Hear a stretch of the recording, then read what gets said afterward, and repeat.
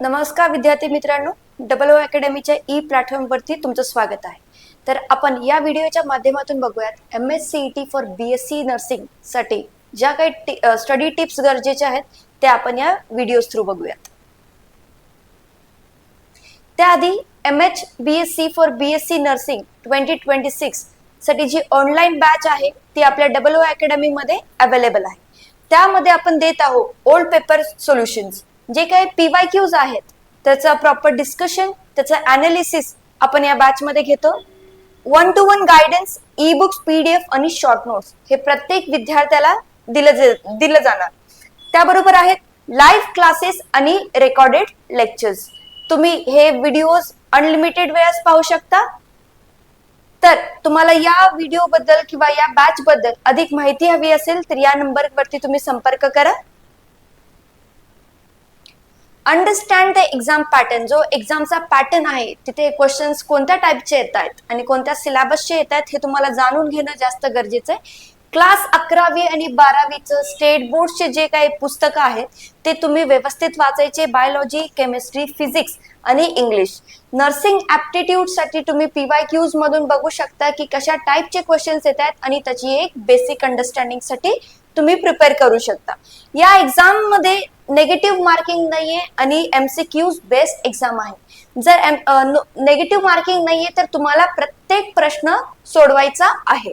तर हे बघता इथे स्टडी टिप्स मध्ये know subject weightage and prepare accordingly, तुम्ही त्या सब्जेक्टचं वेटेज बघा। त्या जर तुम्ही फिजिक्स मधला एक टॉपिक करत असाल, बायोलॉजी मधला एक टॉपिक करत असाल तर ते बघा त्या टॉपिकला किती वेटेज आहे, तो टॉपिक येण्यासारखा आहे तर तुम्ही त्याला टाइम जास्त द्या। जर तो टॉपिक एवढा वेटेज नाहीये तर तुम्ही तो प्रिपेअर करू नका, ठीक आहे।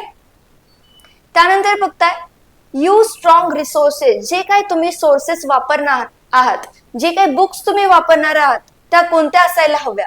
NCERT टेक्स्ट बुक्स तुम्ही यूज करा बायोलॉजी आणि केमिस्ट्रीसाठी, ज्याच्यामध्ये बायोलॉजीचे जास्तीत जास्त फॅक्ट्स कव्हर होतील अशी NCERT आहेत। 11वी-12वीच्या तुम्ही NCERT वाचू शकता। क्लास नोट्स, जे काही तुम्ही हे स्टडी करणार आहेत त्याचे तुम्ही क्लास नोट्स बनवा, ते पॉइंट्स हायलाइट करा। जे काही फॉर्म्युलाज असतील फिजिक्सचे ते हायलाइट करा, जेणेकरून तुम्हाला रिव्हिजन साठी मदत होईल। मग बघताय ऑनलाइन कंटेंट। ऑनलाइन कंटेंट मध्ये जे काही तुम्ही कंटेंट बघताय त्यांनी तुमच्या कॉन्सेप्ट क्लिअर होत आहेत की नाहीत याच्याकडे तुम्ही जास्त लक्ष द्या। फक्त ऑनलाइन व्हिडिओज पाहण्याच्या याच्यामध्ये तुमचा टाइम तुम्ही वेस्ट नका करू।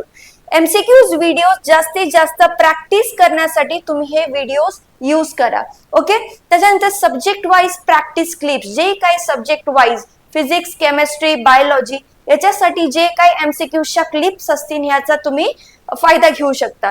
पण जर गरज हवी असेल, जर क्लॅरिटी नसेल तरच या व्हिडिओचा वापर करा।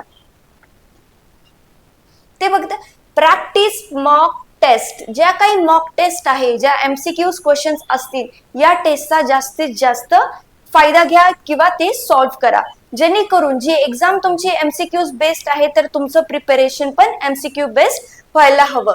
सॉल्व्ह MCQs ईच डे, प्रत्येक दिवशी तुम्ही हे MCQ सॉल्व्ह करा बायोलॉजी आणि केमिस्ट्रीचे, ठीक आहे।